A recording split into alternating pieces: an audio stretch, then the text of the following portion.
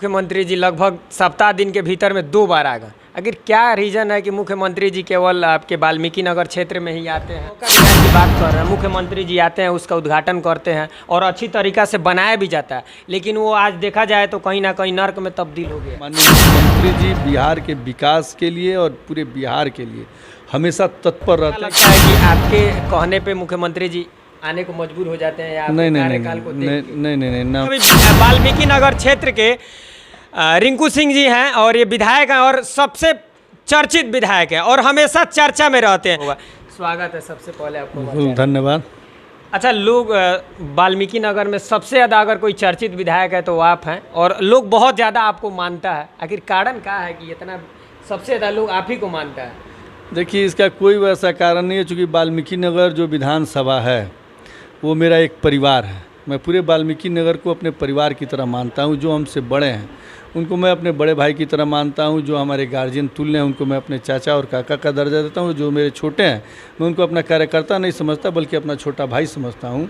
छोटा भाई समझने की वजह से या परिवार का अंश या परिवार मानने की वजह से यहाँ पे जितने भी लोग हैं वो भी मुझे अपने परिवार का ही एक अंग समझते हैं और मुझे अपने परिवार की तरह ही, जो हमसे छोटा है वो हमें भैया कहता है, जो हमसे बड़ा है मैं उनको भैया कहता हूँ और वो लोग हमें अपने परिवार की तरह मानते हैं। वाल्मीकि नगर में हमारे मुख्यमंत्री जी लगभग सप्ताह दिन के भीतर में 2 बार आ गए। आखिर क्या रीज़न है कि मुख्यमंत्री जी केवल आपके वाल्मीकि नगर क्षेत्र में ही आते हैं? नहीं, देखिए, 2 बार जो आप बोल रहे हैं सिर्फ वाल्मीकि नगर क्षेत्र का, ऐसा कोई बात नहीं है। पहली बार जब माननीय मुख्यमंत्री जी आए थे तो यहाँ पे उन्होंने एक कन्वेंशन हॉल का उद्घाटन किया था। कन्वेंशन हॉल राजगीर के बाद पूरे भारतवर्ष का दूसरा सबसे बड़ा कन्वेंशन हॉल है ये, और यहाँ पे 80 कमरा है, 400 सीट का आपका ऑडिटोरियम है। आप चाहें तो किसी तरह का मतलब समझिए कि वर्ल्ड लेवल का, वर्ल्ड क्लास का ये बनाया गया है टूरिस्टों के लिए। पहली बार माननीय मुख्यमंत्री जी उसका उद्घाटन करने आए थे। दूसरी बार माननीय मुख्यमंत्री जी का हवाई सर्वे था, जो आप देखते होंगे। माननीय मुख्यमंत्री जी बिहार के विकास के लिए और पूरे बिहार के लिए हमेशा तत्पर रहते हैं कि पूरे बिहार वासियों को किसी तरह की किसी परेशानियों का सामना न करना पड़े। तो चूँकि हमारा एरिया थोड़ा सा बाढ़ से प्रभावित होता है, तो माननीय मुख्यमंत्री जी दूसरी बार बाढ़ का दौरा करने आए थे कि क्षेत्र के लोग कैसे हैं, क्षेत्र के लोग ठीक हैं नहीं हैं, कहीं बांध टूटा तो नहीं है, बाढ़ पे यहाँ के प्रशासन क्या क्या रवैया है, प्रशासन के द्वारा आम नागरिकों को किसी तरह के परेशानियों का सामना तो नहीं करना पड़ा है। दूसरी बार माननीय मुख्यमंत्री जी का आने का अच्छा, मुख्यमंत्री से ज़्यादा यहाँ पे लोग आपको मानता है, तो क्या लगता है कि आपके कहने पे मुख्यमंत्री जी आने को मजबूर हो जाते हैं या नहीं, ना मेरे कहने पे ना मेरे कार्यकाल पे। माननीय मुख्यमंत्री जी का जो दृष्टि है पूरे बिहार के प्रत्येक विधानसभा के प्रत्येक गांव तक रहता है। प्रत्येक गांव में किस तरह की क्या समस्याएं आ रही है, अगर वैसी समस्याएं कोई जो जटिल हो तो माननीय मुख्यमंत्री जी को लगता है कि नहीं मुझे वहाँ जाना चाहिए, तो वो ज़रूर आते हैं। सिर्फ वाल्मीकि नगर ही नहीं, पूरे बिहार की मैं बात करूँ और पूरे बिहार के 243 विधानसभा की और 243 विधानसभा के जितने भी गांव हैं, मैं सभी गांवों की बात कर रहा हूँ। माननीय मुख्यमंत्री जी का नज़र हमेशा सभी गाँवों पर। अच्छा, एक मुख्यमंत्री जी जब वाल्मीकि नगर आते तो हैं करोड़ों का बजट लेकर आते हैं, लेकिन काम हो जाता है। लगभग देखा जाता है तो 3 महीना 4 महीना के बाद वो काम कहीं ना कहीं ध्वस्त हो जाता है, सही नहीं होता है। जैसे कि हम नौका विहार की बात कर रहे हैं, मुख्यमंत्री जी आते हैं, उसका उद्घाटन करते हैं और अच्छी तरीक़ा से बनाया भी जाता है, लेकिन वो आज देखा जाए तो कहीं ना कहीं नर्क में तब्दील हो गया है। नहीं, ऐसा कोई बात नहीं। देखिए, नौका विहार जो आपका यहाँ पे शुरू होना था, शुरू तो किया गया, लेकिन आप देखे होंगे वहाँ पे जलकुंभी जो वगैरह है, चूँकि ये क्षेत्र थोड़ा दूसरे टाइप का, और फिर जंगल एरिया के अंदर वो नदी है, तो उस पर नाव चलाना चूँकि परिचालन में काफ़ी कठिनाई होती थी। और कभी कभी वहाँ पे क्या होता है कि आप चूँकि बताया ना आपसे जंगल एरिया है, तो वहाँ पे बाघ बैठा रहता है, कभी गेंडा बैठा रहता है, जिसकी वजह से टूरिस्ट जो हैं उस जगह पे नौका विहार करने से थोड़ा कतराते हैं, थोड़ा सा डरते हैं।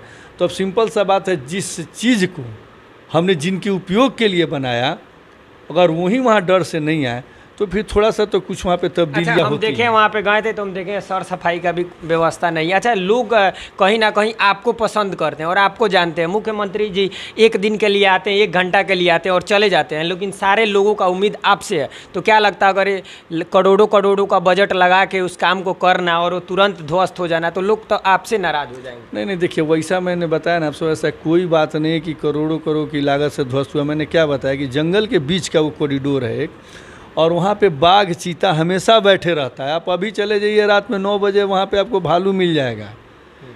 रात में 9 बजे जाइए, 6 बजे शाम में जाइए, 4 बजे शाम में जाइए, आपको वहाँ पे भालू मिल जाएगा, आपको रात में जाइएगा बाघ मिल जाएगा, चीता मिल जाएगा।